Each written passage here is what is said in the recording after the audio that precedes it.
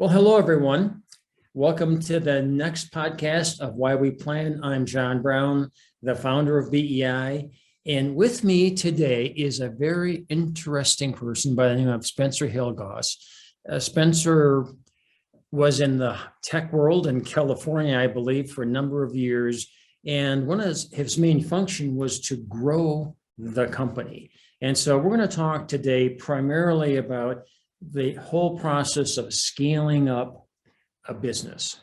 So Spencer, with that, welcome. It's a pleasure to have you. And tell us a little bit about your background, what you're doing today, and then let's talk about scaling up. Yeah, thank you, John. Really excited to be here. This is a fun topic, and it was one that was actually very near and dear to me for a very long time. I see it through a different lens now as a business owner and CEO of my own company. But for brief background, I was in Silicon Valley tech companies for 13 years. That was what I did, and it was a fun journey coming out of actually growing up in a real estate and entrepreneurship household. This isn't going to go super deep, but don't want to TMI people. But my dad was a residential real estate broker for 30 years, and I worked for him as young as 6, all the way up through my teenage years. So I know I was being put to work, but I also got a taste of what it was like to be around and work inside of a very early stage brokerage business. So that's very much scared me into technology companies. And I ended up doing that for 13 years across 5 fintech, so financial tech companies, starting with Intuit, which most people know from QuickBooks, TurboTax, and the rest. And then eventually progressively smaller, earlier stage companies. And these days I run Madison Investing. It's focused on private investments in real estate and beyond. But man, oh man, hiring hundreds of people, deciding when to hire, who to hire, scaling processes, all these things that allow you to go and make smart decisions about resourcing and headcount, all that stuff. I wasn't sure how applicable those lessons would be coming out from that Silicon Valley journey when now I'm running my own company and it's a modern world. We actually only have myself and our CEO, who's also my wife and co-founder, Jennifer Mormoto.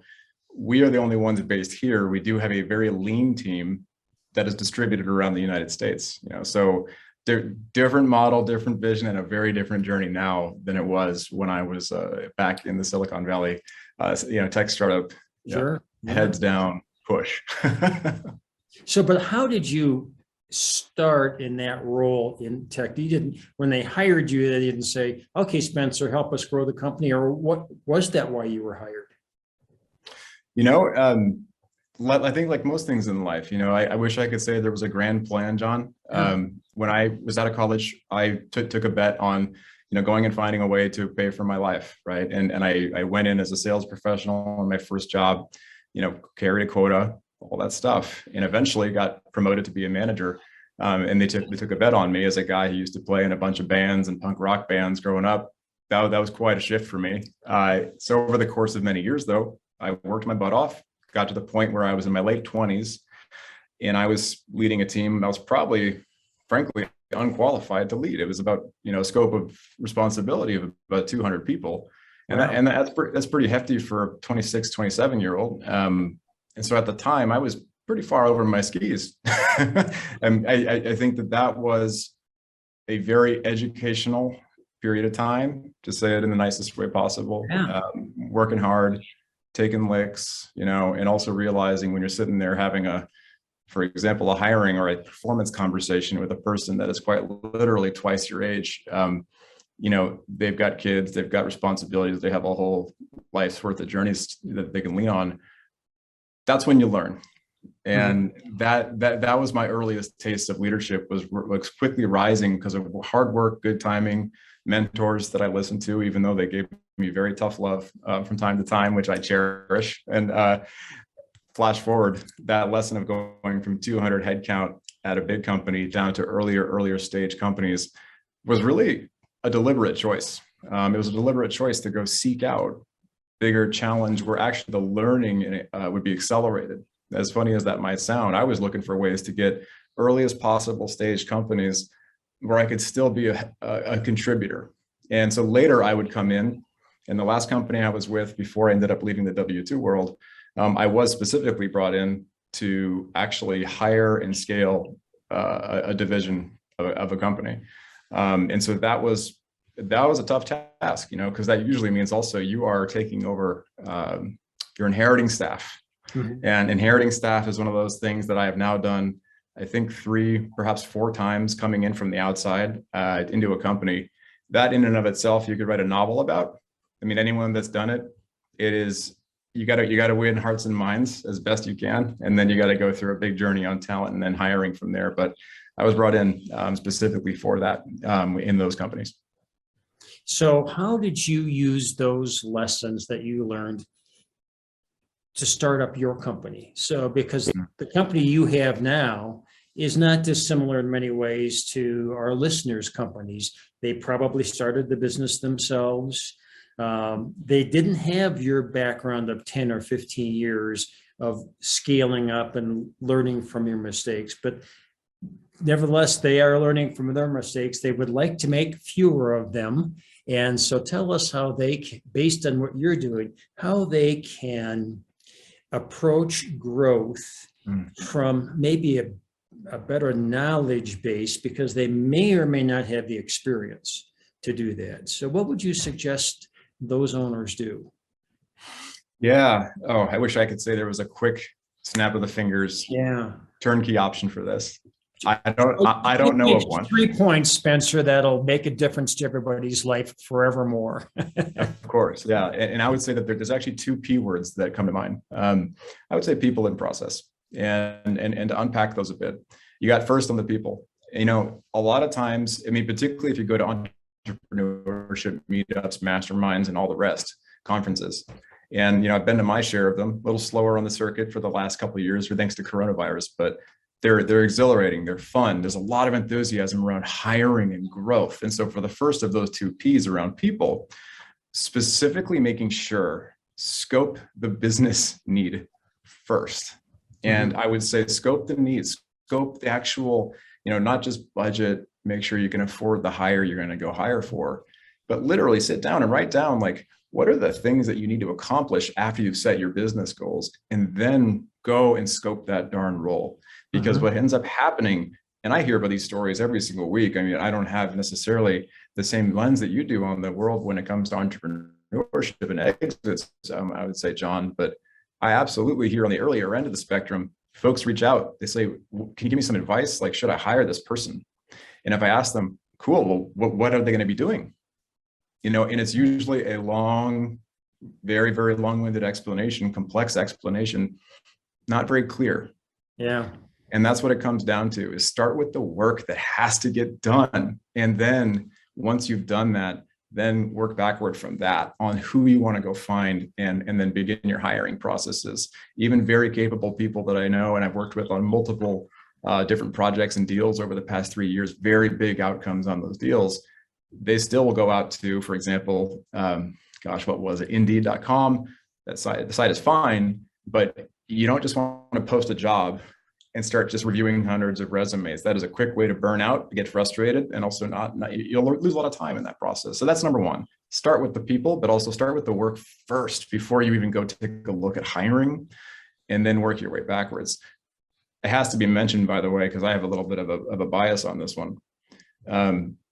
Early entrepreneurs, they tend to look at the opportunity to hire as something that's exciting inherently, because it is. People are like the most exciting part of a business to me. I've always been a big champion for that. Coaching and mentoring is a big focus of my career, and it's a passion of mine.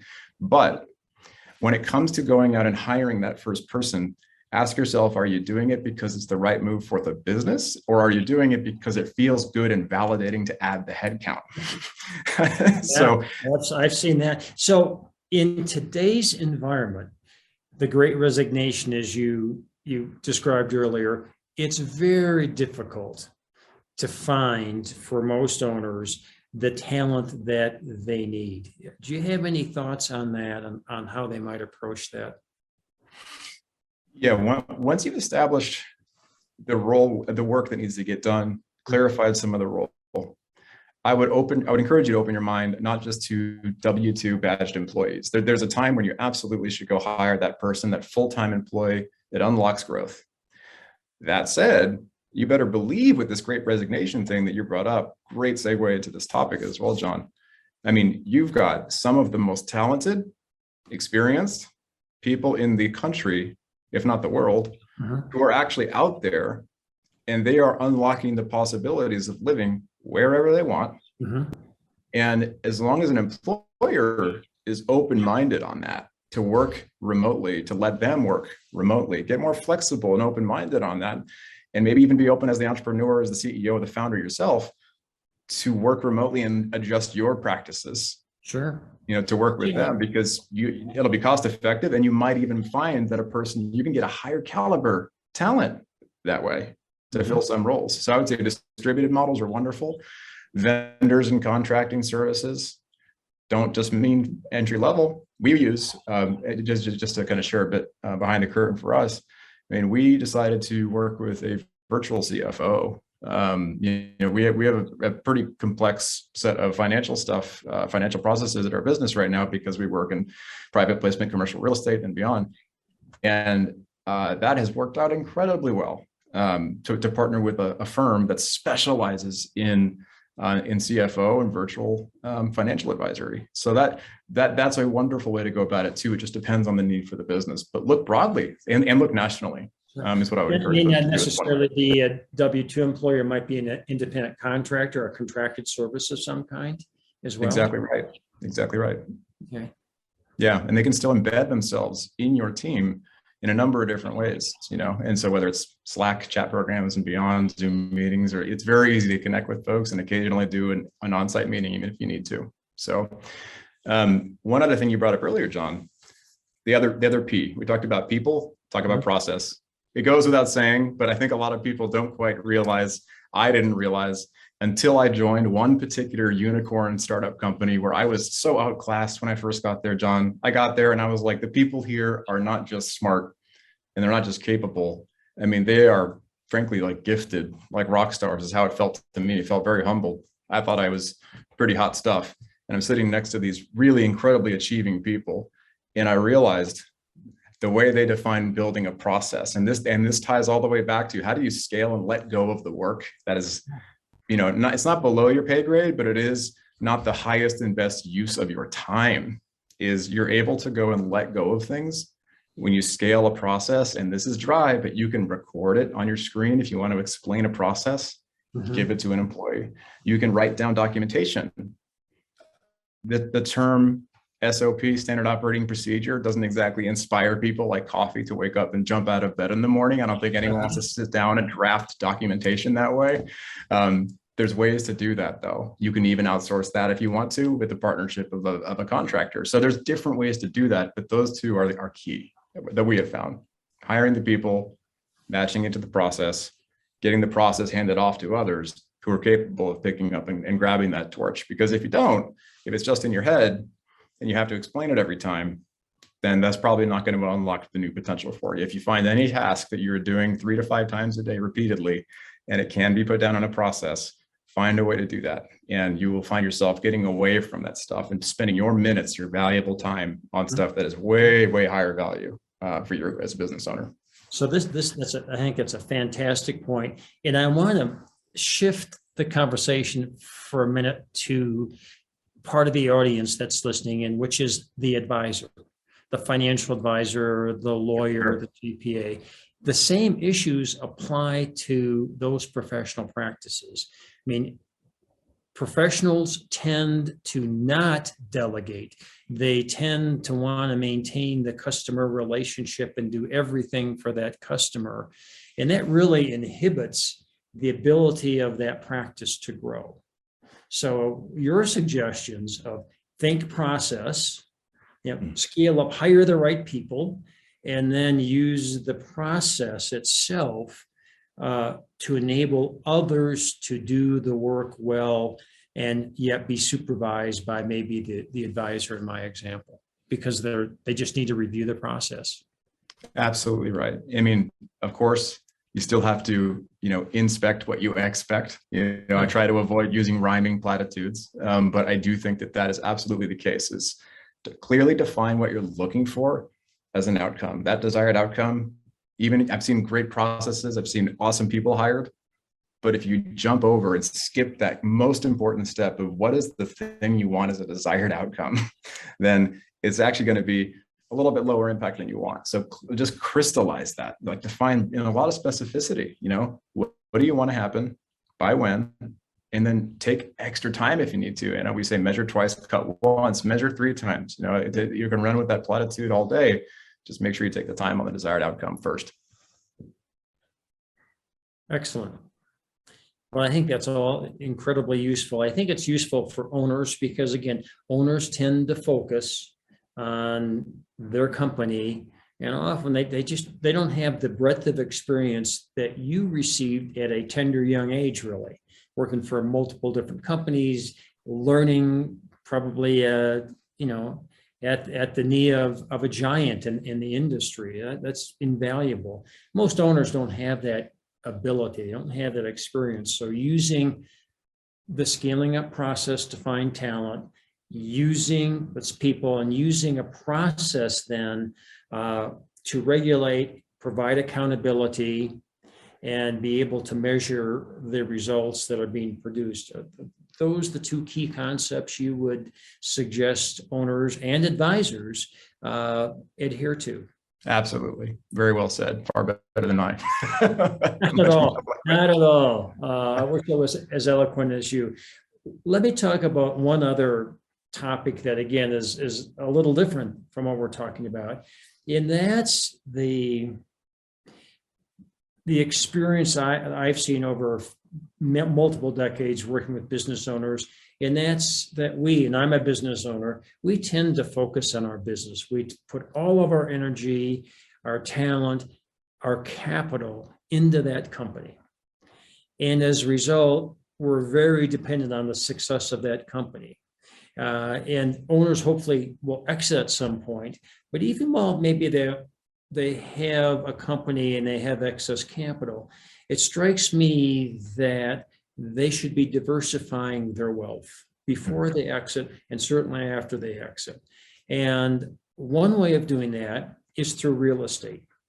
The traditional way business owners acquire real estate is they buy a building and their business is in the building. And that's great. And it's actually a good exit planning strategy because they can sell their business and then maintain the ownership of the company on a long-term lease, and they've got financial security. And that often works. Most businesses, though, don't own their own real estate. So they really could take advantage, it seems to me, of some type of syndication where their real estate investment might be in dozens of properties rather than staking all of their real estate investment on one particular building. And I'll give you a quick example of that. Probably 20 years ago, the furniture distribution business changed radically. And it used to be that, let's say you carried a line of commercial office furniture, Acme Furniture, and you were the distributor in Denver, Colorado for Acme Furniture. So you had probably a 20 or 30 or 40,000 square foot building full of this furniture on display that people would come in and inspect, and they would order it and they would buy it. Well, that was great, except for one thing. The internet came along and did away with the need to have inventory.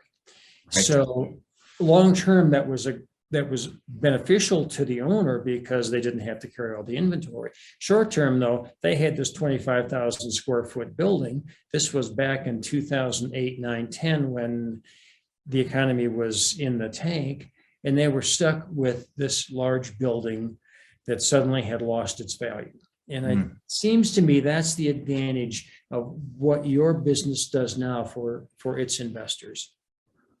I appreciate you bringing up that story. That is such a great example of a common theme that's occurred over the past kind of 10, 20 years, right? Yeah. And what you're talking about now, John, it's a passion point for me, as you can imagine. every day I wake up and I get to have some really select meetings with folks that are exactly what you're talking about here. Mhm. We have, and I'll use a couple profile examples. These are real folks in our investing group. So we have a third generation metal recycling company out of the Southeast, owned for, dad and his dad's dad, et cetera. Very financially successful.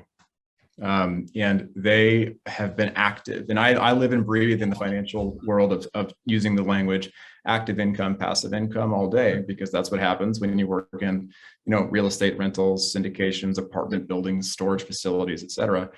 And everyone in our group has done well, meaning like they are W-2 professionals, or, they could even be W-2 still, but the other half are entrepreneurs, such as that metal recycling family. And what they're looking for is an option, an off-ramp financially to insulate themselves a bit, so that if they decide to step away from the day-to-day operations of that company, that they have other income coming in. And frankly, they're doing so well already. What they want to also do is get some diversification and growth. In addition to, there's the whole tax topic, but we don't have to necessarily open that can of worms. It is always a fun topic, far more so than I used to realize before I got into real estate. I'll just say it that way. That said, the reason why that one entrepreneur and dozens of others kind of see this whole private fund and syndication investing category is interesting to them is because they can't find a dividend paying stock that comes anywhere close in terms of income producing investment, as you do within these apartment buildings and these storage facilities and all these other asset classes. I mean, I don't know where else I can basically go and, take my 50K, 100K, whatever the minimum could be in these types of private kind of bespoke deals.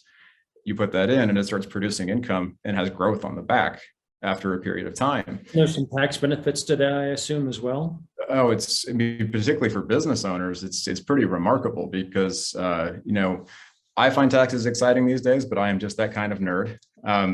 We have a different investor in our group. Again, a family business. There's literally 3 siblings that run this business out of the Northeast, and they're exiting that business now. I love hearing these updates from them because they share with me how the negotiations are going and all the buyers potentially and stuff. But they've been actually crafting this strategy to invest over the past 3-4 years deliberately in chunks for other forms of income producing real estate investments. But every time they make those investments, they actually also produce paper losses on their K-1s tax forms every year. And that's all stuff that's just a byproduct of investing in that category. Each year they file with their tax CPA and they are relatively shocked in a positive way with the outcome. And of course, I'm going to give my legal disclaimer here. I am not a CPA nor tax advisor. Please, no one takes this as tax advice. But I can say from my own investing purposes as well. I mean, our literal family wealth plan is baked in to our business in the sense that we also invest along the way with our own capital, but that's in parallel with helping all of these other entrepreneurs somehow build an off-ramp that allows them to say, hey, 10 years out, 5 years out, even 2 years out, if it's more imminent, how do they ensure that if they have a pretty remarkable gain, or if they're figuring out